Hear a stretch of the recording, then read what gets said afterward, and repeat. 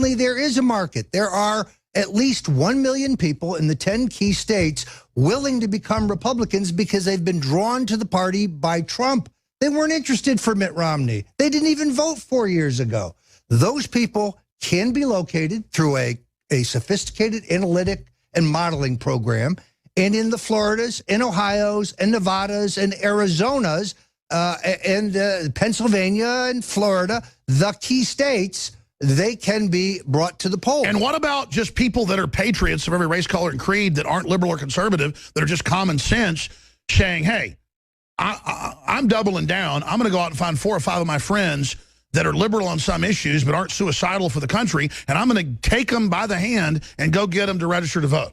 Look, I'm working with a group called the Committee to Restore America's Greatness. That's all they're going to do is locate and register 1 million new Trump voters. So that's the place to go to learn tips and what to do? Or we will be rolling this out shortly. The Trump campaign has not announced a massive voter registration drive. I think it's an absolute necessity as a political professional, as someone who's a veteran of 9 Republican presidential campaigns, starting with Nixon, through Reagan, Bob Dole, still doing penance for helping the Bushes. That's why I had to write the book. I can tell you this is the key to victory. That's how close this is going to be. It's the only hedge against vote stealing by the Clinton machine. So I'm going to be putting my back into voter registration. A goal very simple: 1 million new Trump voters. You could even call it something like red-blooded Americans. We're of every race, color, and creed. We love freedom, and we're for Trump. We're for the Republic. Red-blooded Americans. Yeah. Meanwhile, you've got the Never Trump operation. Now, this just continues to confound me. Look, Bill Kristol is a friend of mine. I like Bill Kristol. We don't agree on hardly anything. He really should get out of politics and stick to starting wars and writing, because he's a writer. Here's the point.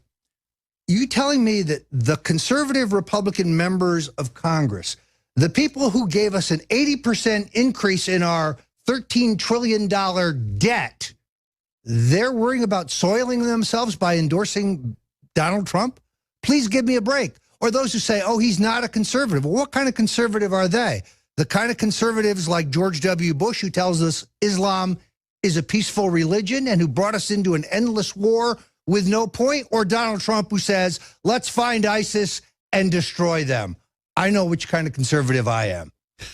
And they don't want the wars here. They just want to keep them going forever. I talked to the special ops guys, Delta Force, you name it, the Marines, the Navy, all of them. They go, look, whenever they turn us loose, we wipe them all out. We have to sit there in bases and let them attack us. Well, the idea of a third candidate, an independent candidate, who now turns out to be a writer at the Weekly Standard, this is some kind of fraternity joke. Here are your choices: Hillary Rotten Clinton or Donald Trump. Those are your choices. Terrific piece today by Richard Viguerie, an old friend of mine, a real purist conservative, but who makes the case that for conservatives, this is the only choice. Trump is the only choice, and the Never Trump people need to get over it and get on board. We've got more to cover about the VP and stuff, but let's go to the calls. Let's talk to Ben in California. He was at San Jose anti-free speech rally where a woman was beat up, and the news said she deserved it. The mayor's like, you know, get hit in the head with a Mexican flag and an egg in your face that cut it, get punched in the eye, a bleeding woman. And it's racially motivated. It's crazy. And man, I love Hispanic people. That's not just like some one-off. I mean, it's true. I like everybody, but I really like Hispanic folks, like the culture, the food, everything. I don't like how Mexico's degenerated into a narco-terrorist state and how the culture pushed by the media is gangbanger, 18-year-old thugs who've been in and out of juvie hall running around beating up women. I mean, come on, folks. You really going to endorse a bunch of Mexican gangbangers beating up people? And I mean, come on, folks. I mean, don't people understand that that condoning this is going to create major division in this country, and that's why they're allowing this to happen and why they're endorsing it, is to create silent, cloistered, white, fearful racism, so that then we can all be managed as racial groups like prisoners. I mean that's my view. But it's going so far, and then we're going to go to Ben. I think it's a mistake. Here's why. Because at the end of the day, I think Hispanic voters care more about economic opportunity. They care about getting their piece of the American dream. They care about getting their piece of the economic pie. And the only person who's going to allow them to do that is Donald Trump. He's a job creator. He understands the economy. He's got a terrific tax reduction plan that is pro-growth and very dynamic. And at the end of the day, Hispanic Americans can choose between opportunity and prosperity and hate, because that's all they're churning out is hate. Well, I'll say this. When Latin America was right-wing, it had some of the wealthiest countries in the world. And sure, they had some bad right-wing groups there, too, that they exacerbate. Oh, the right wing killed 5,000 people. The communists will kill like 300,000 in countries when they take over in Latin America. You know, I'm not saying it's a lesser of two evils, but, I mean, free market is what makes things operate. It's all the countries that have it, even in limited form, are the ones that have jet airplanes and swimming pools and jobs and highways and a chance to get wealthy. You bring in collectivism, it's some kingpin who says he's a leftist in a red shirt sitting up in an armored compound while you live in a mud hut. I mean, Latin America could be this giant glowing jewel, and instead it's gone to hell in a handbasket, and the leftists just want to keep everybody down. I mean, and people say, well, what about the left-right paradigm? It's been controlled because the right's been phony. But the establishment is going after humanity from a leftist perspective. I mean, look, Roger, you're involved in a lot of libertarian causes. I know you're involved in, marijuana decriminalization. You have businesses in that. Oh, more power to you. You're involved in a lot of stuff they call liberal. You've gone after right-wing extremist candidates before yourself. I don't like that. I don't want monotheists telling me how to live, whether they're Christian or Muslim. So I really think it's about terms here. We are the classical liberals, the constitutionalists. We're the real progressives. These people are a cult of control freaks. Yeah, I look at it in a slightly different way. At a certain juncture, I figured out that the left-right confrontation was really just a Hegelian device to distract us from the fact that there's an elite whose only interest is not ideological. They're neither left nor right. They play both sides. They're interested in control, power, and wealth. That's what they're interested in. And therefore, I probably have more in common with many Bernie Sanders supporters than I do with some traditional Republicans. The truth is, however, that this election is between the insiders and the outsiders. It's not between the Republicans and the Democrats like our past presidential elections. It's the Republicans and Democrats together versus Donald Trump and the people of the United States of America. It's never been more naked, because it doesn't matter he's worth $8 billion. He's never been part of their club. He's always done it on his own. He's arrogant. He thinks he's smarter than them. Looks like he is. He's trying to come in and take over their whole pie. They don't know whether he's just taking it from them or is going to reform it. All they know is they've hijacked everything. They think it's theirs, and Trump's saying, no, it's not. Is that it? Well, what did Newt Gingrich mean when he was asked why the Washington establishment so disliked Trump? And he said, well, he doesn't belong to the secret society. He's never taken the oath. He doesn't know the handshake. Now, maybe it was rhetorical. It wasn't. But maybe it wasn't. He is not part of the Council on Foreign Relations. He's not a member of the Trilateral Commission. And there is a sexual and a cultic aspect to all these clubs. There's a political one, but to get in deeper, there's another level. Like the average gang says, go shoot an old lady to become a made member. When you get to Skull and Bones and stuff, no, you got to do something else to become a member, and it's sexual. Now, I'm going to leave it at that and go back to phone calls, but you're dead on. By the way, if you're a new viewer, let's find that. Newt Gingrich, Trump's never been part of the secret society. He said that on Fox News. It's not a joke. He really said that. So you're absolutely right. You crystallized it. This is really the end of an era. This is the fall of this corrupt group of insiders that have hijacked both parties.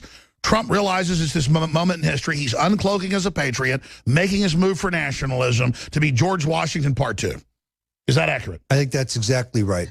It's epic. Roger Stone's here with us. It's amazing. This guy, all the angles he's got. Ben in California, thanks for holding. You're on the air from San Jose. Go ahead. How's it going, guys? Good, brother. Go ahead. Hey, I was just two things real quick. Me and my girlfriend were Mexican, and we attended the Trump rally. It is the most disgraceful, embarrassing thing I have ever seen in my life, man. There's people getting beat up, police not doing anything to help anyone. I got everything on camera. I'm telling you, man. And the mayor coming out and saying that Trump needs to be responsible for everything, and it's all crazy, man. The second thing I think that we need... Take your time, because you're a witness to this, not just our cameras that are witnesses, to what happened. Describe, as just a citizen of America, white, black, Hispanic, you're just a human. You want to go hear Trump speak, whether you support him or not. Tell us if you do. Some people go just to hear, and they get beat up. So what was it like? What did you see? Okay, first of all, I'm a libertarian, and I just support a lot of what he says. But as we stepped out, there was just total chaos. I mean, everyone was just talking mess to the Trump supporters, calling everyone racist. I mean, everything. We're going to show some B-roll of that in the background. Tell us what you witnessed. I just saw. I mean, we started walking to my car. I was with my two-year-old son, and I mean, we were just walking. I was recording everything. People were just talking mess to everyone, and then out of nowhere, some guy got his Trump hat ripped off, some older white male, and they just started beating him. And I told my girlfriend just to go to the car, and I just wanted to stay there and record everything. And the police weren't even helping this man. I was screaming at the police to help him. I have everything on camera right there. I was screaming at the police to help this man, literally 5 feet in front of the police. They were not helping this man. There was like 20 cops, and they were just staring at me. And this guy was just getting beat. And then I seen that happen like 3 other times because I stayed the whole night to record everything. And the police were not helping anything. I don't know what the hell happened. This looked exactly like what happened in Baltimore. I mean, this is crazy right now, man. And God, they just sucker punched that guy. Well, sir, let me tell you this. I want to get your information. Do you have a YouTube channel? Because if you have this footage, police stand by during racial attack, it should go viral. We need to expose this. This is crazy. And I've got to say, at a certain point, the Second Amendment's going to come involved here. When people are being attacked, this is just amazing. So have you put your footage out yet, sir? No, I have not. But my second thing I was going to say, I think that we need a whole bunch of constitutionalists to go out, because I was literally the only one of the only males out there that was trying to help these people getting beat up. I was trying to grab these people and get them away from all these crazy people. There's no one out there to help these people. I mean, I think we need a whole bunch of Trump supporters or people that support the Constitution to go out there and protect these people, because these people are just, I mean, this young boy had a Trump sign, and they ripped it up, and he was just screaming at them like, "This is my opinion. You guys are calling me racist. Like, I'm not even doing anything to you guys." I mean, I think we need people out there to protect these people, man. Like, everyone that could conceal carry permits, anything, bring out a legal knife. I mean, if these people want to do something stupid, man, it's going to be on them. And in my eyes, here's the thing, sir. I hear you. The media is trying to spin this and trying to cover this up, and it's just out of control. The communists just want to have some giant civil war. And I look at our military, who on average, some of the most, you talk to top special forces people I know, and they just tell me, hands down, on average, Hispanic Americans are the toughest, hardest fighting, smartest people we've got for this country. And then you've got these communist scum, brainwashed teenagers out here racially attacking white people because they have USA on their shirt.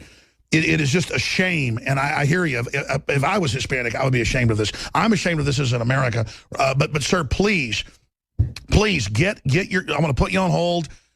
We'll be overnight at FedEx, whatever. But everybody that listening that videotapes this stuff, need to get it up. Do you have a YouTube channel? Can you get this out?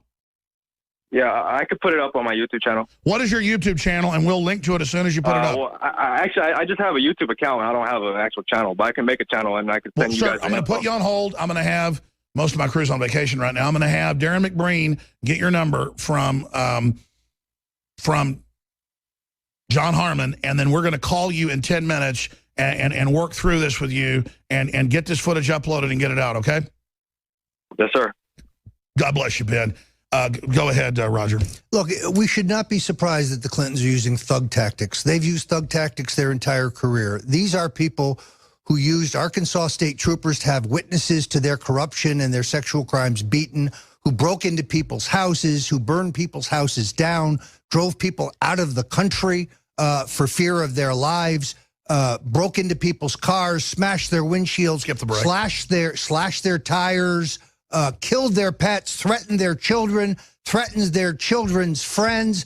The Clintons are thugs. They are worse than the mafia. The bullying's over, though, and Donald Trump's the spearhead, like on an icebreaker. We're the ship. He's that big iron steel, spike ramming through the ice. Is that it? That's why they're so apoplectic, because in a guy, they can't co-opt him. They can't silence him. This is like stepping in front of a moving freight train. The day of reckoning is coming, and Donald Trump is going to be the man who brings it. Throughout history, criminals, whether the communists, the Nazis, they always think they can overrun everybody. And at first they have victory, and they push, and all of a sudden, the sleeping giant awakens. And I can feel the sleeping giant isn't just awake now. It's awake, and it's pissed. Look, I've been through 9 presidential campaigns. I have never seen anything like this. Reagan was as close as we got. But this is a